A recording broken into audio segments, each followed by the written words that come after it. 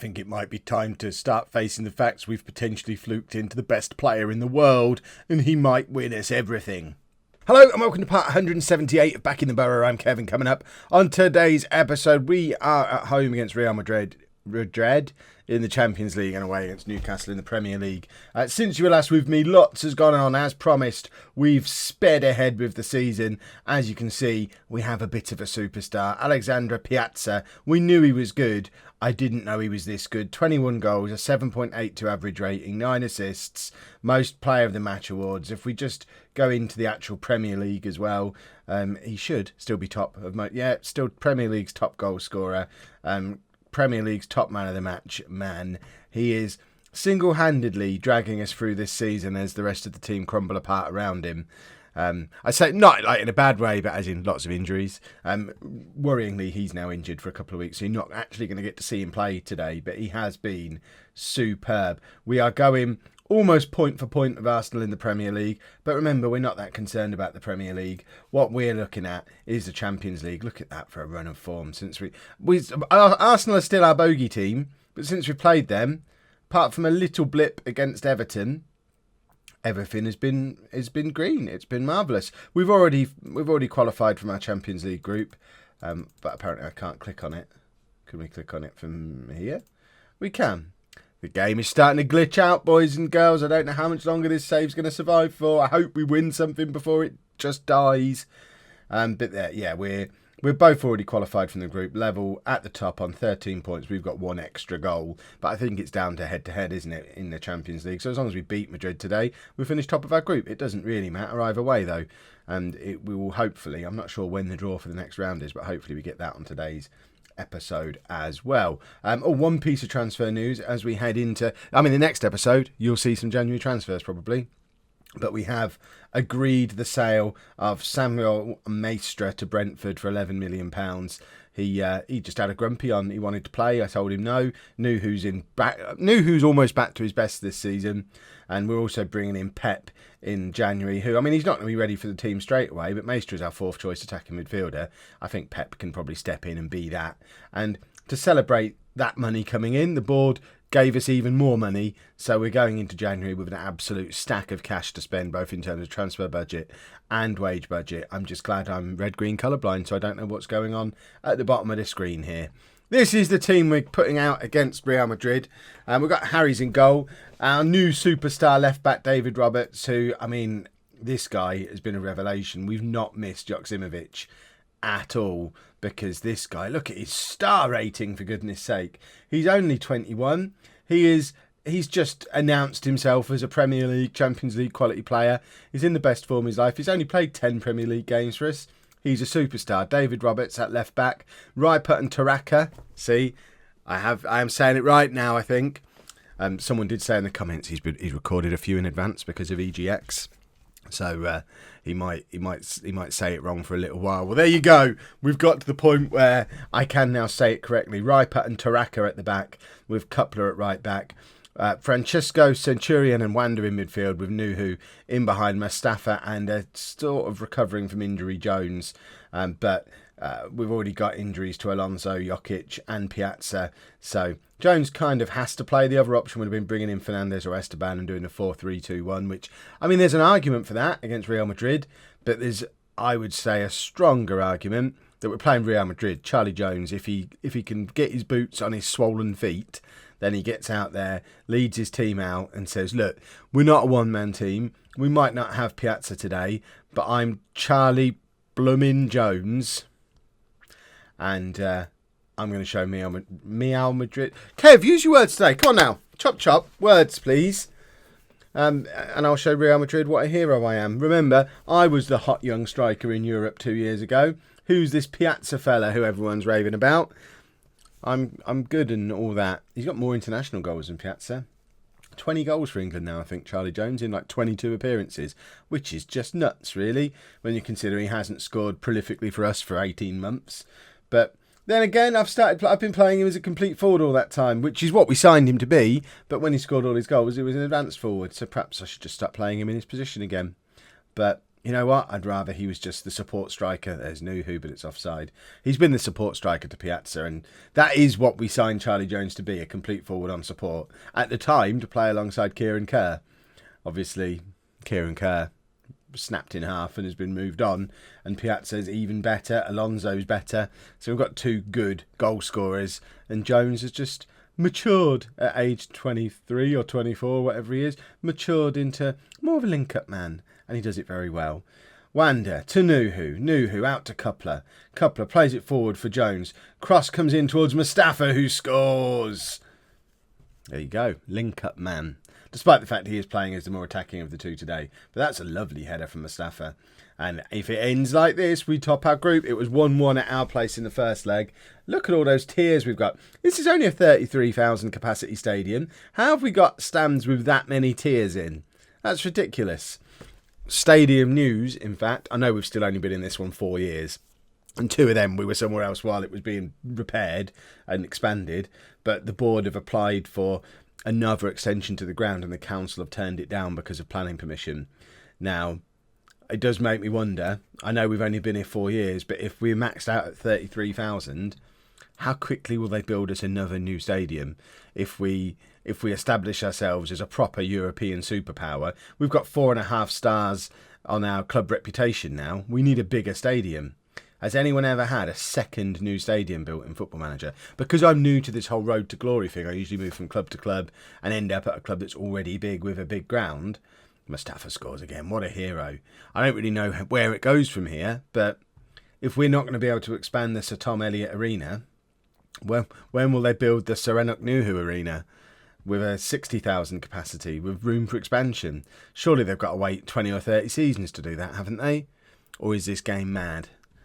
That's a lovely little finish from Mustafa again. Jones to Mustafa. They've linked up really well. Obviously, the two former Burnley boys, they never actually played together at Burnley. When we gave them all that cash for Jones, they took that cash to Tottenham and used it to buy Mustafa. And he just basically picked up where Charlie Jones left off, scoring all Burnley's goals. So Burnley must love watching this. They're two old boys tearing Real Madrid apart, wondering what might have been. But you know what? We had the money. They're ours now. Get your own. I wonder if it is time to bring Jones off. Maybe give it another 10 more minutes. Just because I don't want to injure him further. This game isn't really that important, other than for bragging rights and confidence going into the next stage in the Champions League. So let's get Fernandez on to play alongside Nuhu. Mustafa can play up front on his own, see if he can complete his hat-trick. Nuhu's not having a very good game, actually. So we'll bring Esteban on to play with Fernandez. And we'll go Esteban and Fernandez, fresh legs, in behind Mustafa, and see if that's going to be enough to let Mustafa... I mean, imagine that. Last year playing for Burnley. This year might score a hat-trick against Real Madrid. That's insane. Right, it falls to Coupler out here on the right-hand side. Into Wanda. Wanda plays it forward to Esteban. Back to Centurion. We're just knocking the ball around. We're playing against Real Madrid and we're knocking the ball around like it's the most natural thing in the world for Nuneaton to be doing in the Champions League. Mustafa, back to Wanda. We look like a good team at the moment. Esteban, Fernandez, Mustafa. That should have been a goal. It was beautiful football. Ignoring the scoreline for a minute, look at the state of those stats. We've dominated Real Madrid in the Champions League. Yes, we're only 1 goal ahead of them, but we're not giving them a sniff. Let's bring Mark Ricketts on for some experience. I mean, that's silly. I should bring Stratenovic on because Roberts is on a yellow card. But Mark Ricketts, he's another one of our own. He's only 17. Get him a bit more Champions League experience. He made his Premier League debut the other day for us as well. I think I'm probably giving up trying to buy a backup right back for Coupler, and Ricketts is just the backup right back now, and within a year or two he'll be our starting right back, and he's the first one who's properly through our youth team. Obviously we look at Roberts and say he basically is because we signed him when he was 17, and then stuck him in our under-18s and developed him, etc, etc. But Ricketts actually came through our youth system. Him and Maximiliano Riley, our third choice keeper. In 22 seasons of this save, they're our first proper players who've come through the youth team since Mitchell Glover, way back at the start. And I never gave him a chance, and I don't want to make that mistake with Ricketts. Fernandez can't quite thread the ball through to Mustafa, and with seconds left on the clock, don't rob us now. They didn't rob us now. We've beaten Real Madrid in the Champions League. Could this be the season? Because we've just done that without Piazza, and we look like a good team. Watch us go and lose this league game now. Just before the Newcastle game, and on the subject of those two young fullbacks who've come through our youth system, sort of, I have made some additions to our first team coaching team to allow for some club legends to come in as mentors for them. So, one name, obviously very familiar to all of us, Joe Anderson is back again. I don't know if I told you he'd left the second time, or if he even came back after the first time, but Joe Anderson, obviously, after he hung up his boots with us 9 years ago now, did go and play a couple of years at Wrexham, but very soon was back as our under-18s manager. 2 years in the job before he went to Gloucester for 4 months, got sacked. We brought Miles Darwin in that when Anderson left, and then sacked him again in the summer so we could bring Anderson back as soon as he was sacked by Gloucester. He had another 3 years with us then, but then this summer he decided to have a go at management again, went to Dulwich and stayed there for 5 months before getting sacked. And in that time, I think he's decided, actually, maybe I'm not a manager. I keep getting sacked by these teams that are rubbish. Perhaps I'm a coach. I agree with you, Joe. You're in. You're a coach. Joe Anderson is now part of our coaching team. And in my head, working very closely with Roberts to turn him into a left-back of equivalent quality. And then our other new defensive hero from days gone by, returning to the club, is Josh Sawyer. And we actually paid, but he was still a player. We paid money to bring him in. If we have a look at his career since he left us in 2034, been around a bit, Millwall, Huddersfield, Chester. But Chester, he'd signed for them on a free transfer this summer. He'd only played 6 games by November. He wasn't really getting a proper look in. So it was around the time I brought Anderson in. I had another gap for a coach, and I thought, you know what? For 14 grand, I think we had to... How do you look at his career stats? There we go. So, yeah, Chester this season, he'd played 3 games, and 3 of them were off the bench. But we paid £14,000 to buy out his playing contract, and he just came to us and said, coach, please. Too right, Josh, you're a coach. So he's going to be working with Ricketts, our new little right back. I mean, Sawyer played right back like 3 times in his career. I could have brought Reece Williams back, but I don't even know if he's still going. Reece Williams, do you still exist? Bet you're wishing you hadn't left now. That one's probably you. Is that our Reece Williams? No. Reece. This feels like something I don't necessarily need to do in the middle of an episode. This is what I get up to between episodes. Are you a chief scout now, Reece? Is that our Reece Williams? No. No idea. I could go and find him properly. I'm not going to. Let's play Newcastle. Just the one change from the Real Madrid game. Ruzic comes back in midfield with Centurion dropping down to the bench because he has picked up a knock.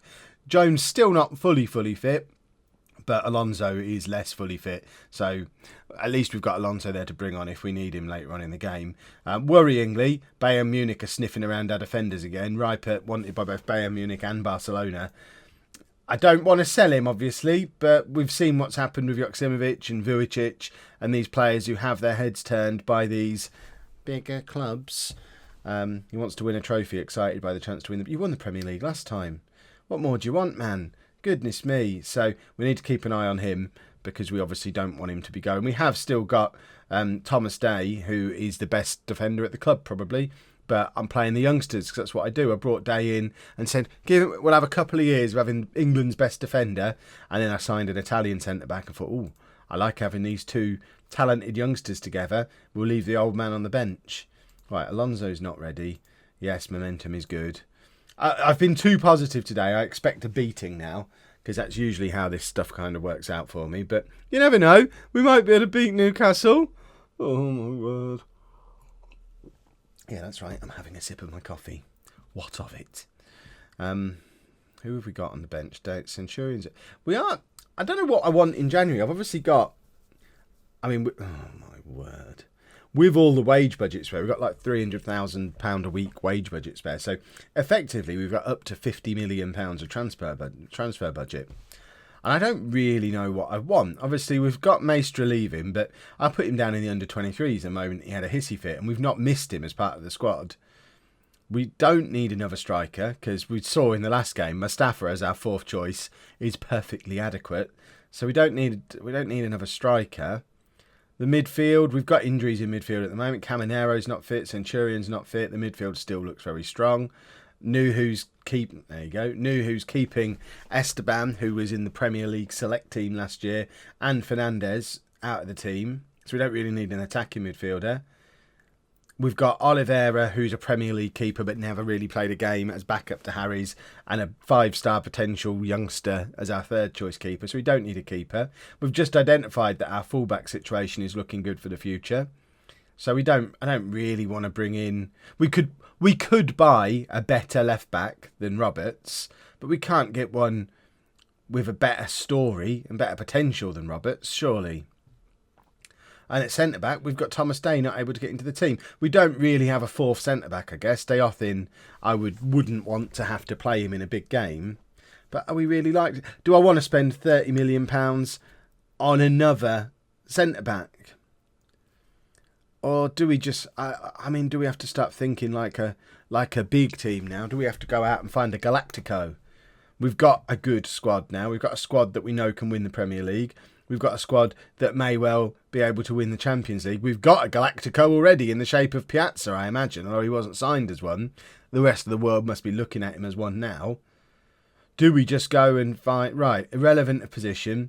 Let's just go and get a 5-star current ability player, one of the world's elite footballers. Let's see if we can drag one of those along to Nuneaton and just have him come in as a game-changing, match winner, Champions League winning, missing piece in the jigsaw type fella. And not care about position. See, that tempts me a little bit. What would you do? Let me know down in the comments. What would you be looking to buy in January? Or would you just not buy anything? Are you happy with the squad as it is? Because if the money wasn't there, I wouldn't be moaning that, oh, we've got no money to spend. What am I going to do? But I know I only got 38 million last summer and did a bit of wheeler dealing to spend more. But I might not get much to spend next summer. If I want to buy a big elite player, this might be my opportunity. I might not have that money next summer because I've wasted it on left backs. Decisions. I said we're going to lose against Newcastle. We need to sort our lives out. This is just silly. We've looked so good for so long, and now just don't really feel up for this today, boss. Well, sort yourselves out, get out there and get up for it. I need to get Alonso on. He's not really fit, but Jones is still properly injured, and Alonso hopefully will have a little bit of sharpness. Alonso's not played since August, so oh my goodness, what just happened? Who's that gone off? Is that Roberts with an own goal there? That's gone down as a goal rather than an own goal. How is that not an own goal? No, it's not Roberts. Is that Ripert? It is Ripert. I hope Bayern Munich and Barcelona are watching that, because that was ridiculous. I can't believe my instinct was to blame the kid. It was the world superstar who all the big clubs want. We ain't winning this one now, are we? Coupler into Ruzic to Alonso, who's... be careful with him. He's still wrapped in cotton wool. He's recovering. Leave him alone. Wanda forward to Ruzic. And Mustafa's like 8 feet tall. How did you miss him? Just missed him completely. It's like he didn't know where he was. And Arsenal still haven't lost a game yet. I can't believe we're going to pick up another league defeat. I guess Newcastle are challenging for a Champions League spot. It's not the most humiliating defeat in the world to come here and lose, but we've played some good teams this season and not looked as poor as we've looked today. They're making us look the way we made Real Madrid look. I shouldn't have played such a strong team against them. We didn't need to win that. I just wanted to show off for you lot, because it comes up in the comments from time to time. Kev, you always lose the games you record, or Kev, the reason you lose the games you record is because you always show us the big games. So obviously they're harder, you're more likely to lose them. So I thought, you know what? It's a big game, it's Real Madrid. It might not mean much, but let's play a strong side and show what we're capable of. And we did it, but now they're all shattered and probably all still happy with, oh, we beat Real Madrid. Doesn't matter if we lose against Newcastle, which in the grand scheme of things, I guess it really doesn't. We don't care about winning the league this year. But at the same time, being 4-1 down after 68 minutes against any team in the Premier League. We had quite a proud record last year that we knew there was 2 Premier League teams who were better than us on their day. Man City and Arsenal. But everyone else we could beat. And now we've gone to Newcastle and they've said, hey, we can beat you too. Is Jim McAllister playing? Because that would be the ultimate humiliation. This is where he went, wasn't it? He's not in their team. Imagine if Jim McAllister got a hat-trick against us, letting us down again. Mustafa's not turned up at all today. Let's get Esteban on for him. And it's not the most logical change to make with 20 minutes to go when we need 3 goals. But at the same time, what we were doing wasn't working and Mustafa was awful. So it gives Esteban a bit more game time as he continues to recover from injury. Although really, he's been fully fit for a little while now and I'm just playing Nuhu because Nuhu's back to being Nuhu again. Last change, Coupler's having a nightmare, but I don't think this is the right game to bring Ricketts on. It would be an ideal game to take Roberts off, but we've not got Sretenovic on the bench today. Thomas Day used to play for Newcastle. In fact, it might send the right message to Ripert, just saying, look, you've had a terrible game, you've scored a terrible own goal, you're the captain today, for goodness sake. Don't do that again, because it is possible for you to lose your place in the team. Here comes an elite centre-back to replace you. Esteban with the free kick. Taraka just heads over. And looking at the stats, it seems like it's been fairly even. We've dominated possession. We've had more shots than them. They've just created better chances. And it's very frustrating. Nuhu, forward towards Alonso, but he's not fit. We need a couple of fit strikers. That's what's let us down today. Jones not fit. Alonso not fit. Piazza can't even play. And Mustafa, he had a good game against Real Madrid. He looks like we signed him from Burnley today, though. My word.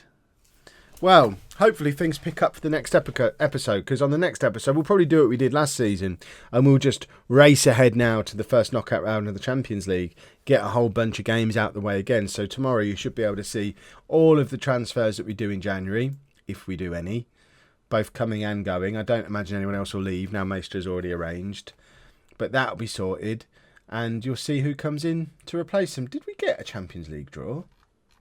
When does that even happen? It's not even mentioned. I guess it'll be a mystery. You'll find out tomorrow who we've got in the next round of the Champions League. Who doesn't love a mystery? If you've enjoyed that, please make sure you leave a nice big thumbs up on there for me. Subscribe to the channel for daily Football Manager videos. And thank you very much for watching.